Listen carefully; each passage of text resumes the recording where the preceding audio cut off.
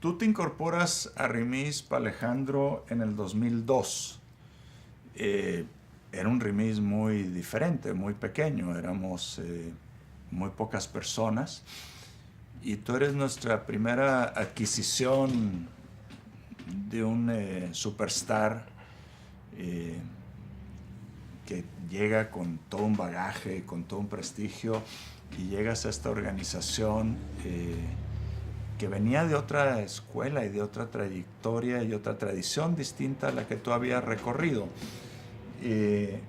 ¿Cómo ha sido tu experiencia de estos 14 años con nosotros? Mira, lo único lamento que haya sido tan corta,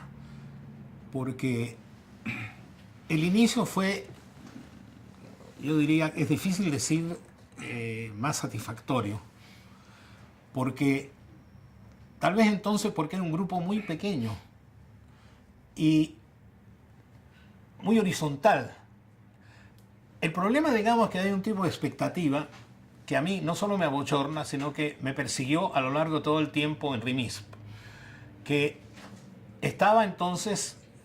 sigue estando en espíritu por lo menos Eduardo Ramírez. Eduardo era llamado la joven promesa. Y la joven promesa ve que llega este viejo lleno, digamos, de galones y empieza a tratarme como alguien que va a ser el fruto de su futura inspiración. O sea, el hombre con que el diálogo va a ser muy apreciable y muy necesario. Y no pasó mucho tiempo en que era la cosa al revés, que como me ha pasado siempre, que mis ayudantes de investigación terminan dirigiendo lo que yo hago. Y entonces el Eduardo, por supuesto, se frustró seguramente, decidió entonces que se acabó el gurú y en tercer lugar empezó a criticarme mi teoría de la economía campesina de manera bastante activa en los seminarios, lo cual era otra de las gracias que tenía, digamos, Rimisp, que había, digamos, yo me acuerdo de la evaluación que hizo entonces este inglés Tony Bevington,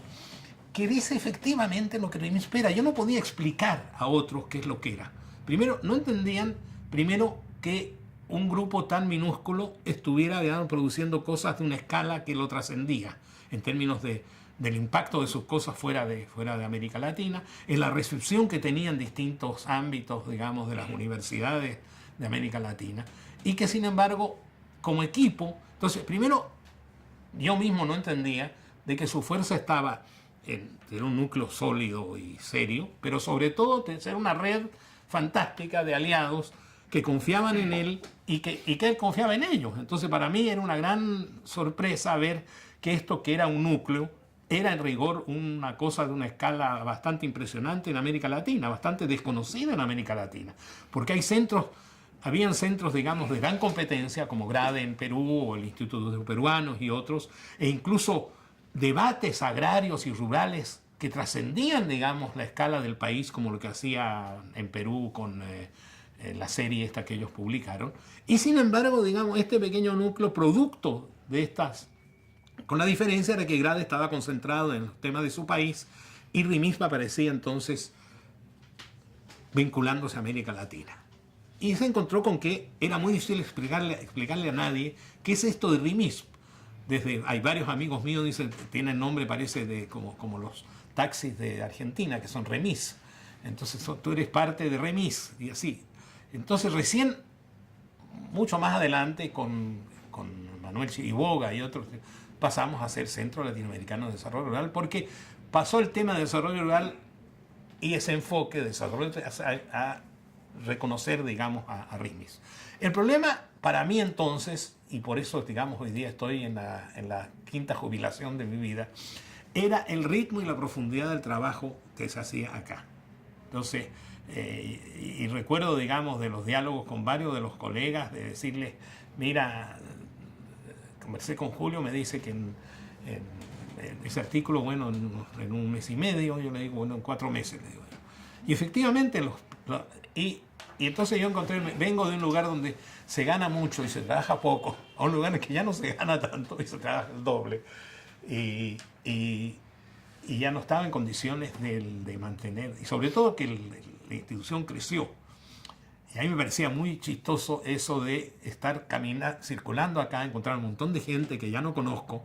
que me saludaran con cierta simpatía, como decir, este viejito que anda aquí por los pasillos, y efectivamente me doy cuenta que tiene una escala que me supera, incluso en términos de la calidad de lo que está produciendo. Me siento más como un beneficiario de lo que se está produciendo que alguien que pueda contribuir a seguir produciendo. A ti te toca en este periodo en que tú te incorporas una serie de cambios grandes en RIMISP, en el 2006-2007 con esta evaluación de Tony Bevington que genera una ola de cambios, y más recientemente en el 2010 que empiezan a llegar como directoras de esta organización personas que vienen completamente de afuera. Claudia Serrano y ahora recientemente Ignacia Fernández. ¿Cómo contrastas tú este RIMISP más reciente con el RIMISP al cual tú te incorporas? Bueno, yo creo que ya con Claudia, pero yo creo de manera mucho más manifiesta, a pesar de que yo he estado relativamente poco tiempo integrado de manera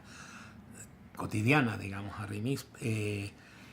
tú notas que por lo menos ha quedado más formalizada su estructura interna. Porque antes había un problema de liderazgos que se gestaban más bien en términos de, yo diría, no tenían una definición formal realmente, y había, digamos, y entonces eso se prestaba a veces para situaciones, digamos, en que, qué sé yo, porque una de las cosas muy importantes de RIMISP y muy insistente era la calidad de lo que ofrecía hacia afuera. Entonces hubo un periodo en que, producto de esta cosa un poco difusa en términos de organicidad, algunos trabajos empezaron a no cumplir, digamos, con los estándares que RIMISP había impuesto. Y de algún modo eso obligó a que esta especie de horizontalidad se mantuviera en alguna medida, pero que hubiera claro de que finalmente uno tiene que tener estructuras más formales para determinado tipo de cosas, sobre todo de las relaciones con terceros de afuera, que pueda, digamos, un director ser responsable de lo que entregó un colega. Antes no ocurría, digamos, ocurría que se encontraba con la sorpresa de que había un reclamo de afuera y le caía sin haber estado en antecedentes previos de su desarrollo, y eso ya ha cambiado. Pero además de este efecto de una dirección más estructurada, ¿tú crees que ha habido un aporte en términos de contenidos, de formas de trabajo? Bueno, hay dos cosas que yo creo que se ha hecho más fuerte la idea de que lo territorial no es agrícola, más fuerte incluso conceptualmente en términos de la propia presencia de no agraristas, de no agrarios, digamos, dentro de la... Y en ese sentido, digamos, RIMISP abrió su abanico hacia afuera, al extremo que hoy día, digamos, lo rural termina siendo como una especie de mochila que tiene la virtud de que reconoce, digamos, su origen, y a partir de ese origen su propio desarrollo, pero no da cuenta a quienes ven centro latinoamericano de desarrollo rural, no da cuenta de que hoy día su centro está más bien en los vínculos urbanos rurales y en fortalecer el peso, digamos, que las ciudades de determinada escala pueden jugar en los procesos de desarrollo espacial, que son específicos y distintos a los de las grandes metrópolis, que tienen su propia lógica y tienen su propia razón de ser sujetos de teoría. Y precisamente porque se da eso con las metrópolis, se pierde en el caso de los centros urbanos